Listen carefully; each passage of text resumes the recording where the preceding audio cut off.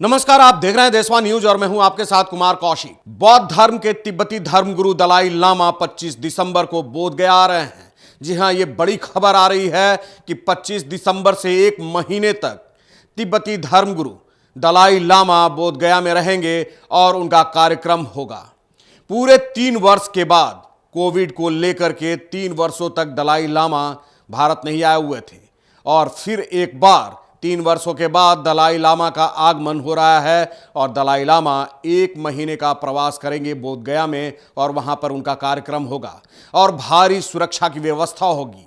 तिब्बत से भी 300 के करीब उनके सुरक्षा व्यवस्था के लिए अधिकारी होंगे और भारत से भी तमाम तरह की सुरक्षा व्यवस्थाओं का इंतजाम किए जाएंगे। 1 महीने तक दलाई लामा का वहां पर प्रवचन होगा, अन्य कार्यक्रम होगा। 2018 में जनवरी में दलाई लामा यहां पर आए हुए थे और उनका कार्यक्रम था। उस समय एक बड़ी घटना घटी थी, वहां पर 2 बम मिले थे जिसको लेकर के जांच एजेंसियों ने और सुरक्षा एजेंसियों ने एहतियातन उनकी सुरक्षा की व्यवस्था किया हुआ है। और अब जो दलाई लामा भारत में आ रहे हैं और यहां पर बिहार के बोध गया में उनका 1 महीने का प्रवास होगा, उस दौरान कड़े व्यवस्थाओं के बीच, सुरक्षा व्यवस्थाओं के बीच उनका कार्यक्रम रखा गया है। तिब्बत मंदिर प्रबंधन के द्वारा बताया गया कि आध्यात्मिक धर्मगुरु दलाई लामा 25 दिसंबर को बोध गया प्रवास पर आने वाले हैं। वहीं 29 दिसंबर से लेकर 31 दिसंबर तक कालचक्र मैदान में प्रवचन करेंगे। इसके बाद 1 जनवरी 2023 को महाबोधि मंदिर में विशेष पूजा अर्चना कर 9 वर्ष के आगमन पर केक काटेंगे। उपस्थित बौद्ध भिक्षुओं के द्वारा उनकी दीर्घायु व स्वास्थ्य को लेकर विशेष प्रार्थना की जाएगी। बढ़ चढ़ करके तैयारियां भी की गई हैं। उनके आगमन को लेकर के तिब्बती मंदिर में विशेष तैयारियां की जाएंगी।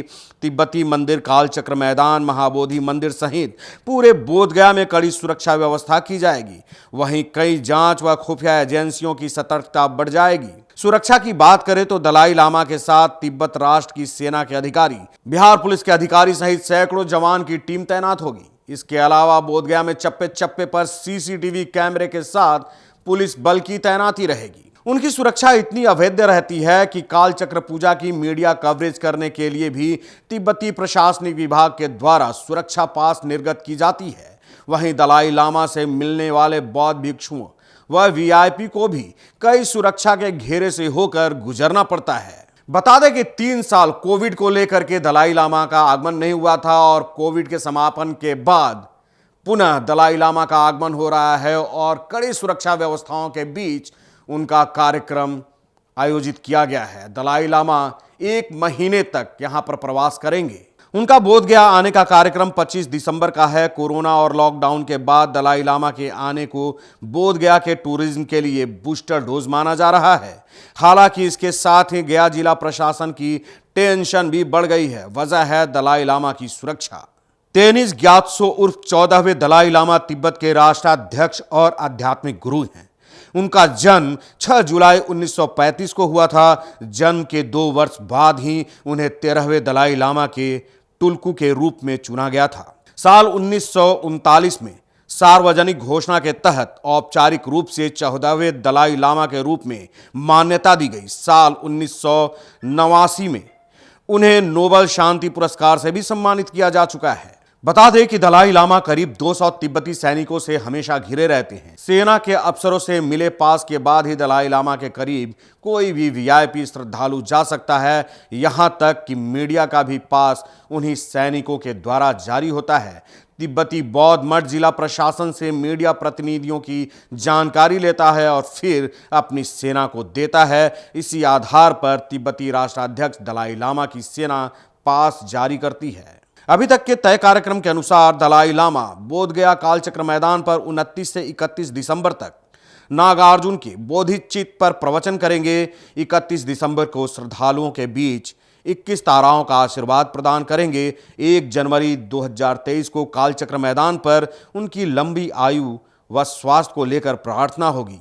इस दौरान बोध गया पर प्रस्तावित Dalai Lama institute of Nalanda traditional का भूमि पूजन भी हो सकता है। दलाई लामा ने इस प्रस्तावित संस्थान को लेकर 17 जनवरी 2020 को मुख्यमंत्री नीतीश कुमार से बात की थी और बोध गया में उन्हें जमीन भी आवंटित हो चुका है। बता दें कि बौद्ध धर्म में नालंदा परंपरा का बेहद महत्व है। नालंदा के विद्वानों के पांडित्यपूर्ण साहित्यों को तिब्बत में संरक्षित रखा गया है। उनका अध्ययन व चिंतन करने के साथ शोध जरूरी है। नालंदा परंपरा से ही बौद्ध धर्म वैश्विक हुआ। नालंदा से ही बौद्ध धर्म का तंत्रयान व वज्रयान तिब्बत में प्रवेश किया व यहाँ से अन्यत्र प्रसार हुआ। नालंदा परंपरा के नागार्जुन असंग सहित अन्य का अधिक योगदान है। मन व चित्त पर जैसी व्याख्या इन विद्वानों ने की वह कहीं और नहीं दिखती। दलाई लामा बोधिचित्त विषय पर नागार्जुन द्वारा दिए गए उपदेश के बारे में अपने प्रवचन के माध्यम से बौद्ध भक्तों को बताएंगे। बोधिचित्त की बारीकियों और महत्ता के बारे में वे विस्तार से प्रवचन करेंगे। तो जी हाँ, पूरे 1 महीने के प्रवास पर दलाई लामा का आगमन होने जा रहा है। दिसंबर से लेकर के जनवरी तक वो पूरे 1 महीने प्रवास पर रहेंगे बोध गया में, और इसके लिए पूरी तरह से तैयारियां शुरू हो गई हैं। पूरे कड़े व्यवस्थाओं, सुरक्षा व्यवस्थाओं के बीच दलाई लामा का आगमन और दलाई लामा का प्रवास होगा। तो आगे बढ़ते हैं इन्हीं बातों के साथ। अब तक ले बस यहीं तक, फिर मिलते हैं नए मुद्दे, नए सरोकारों के साथ।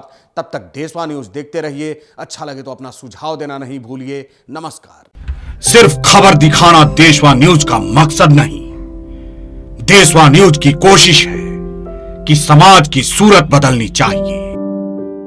देशवा न्यूज पर वीडियो देखने के लिए लाइक करें, सब्सक्राइब करें, साथ ही बेल आइकन दबाना न भूलें।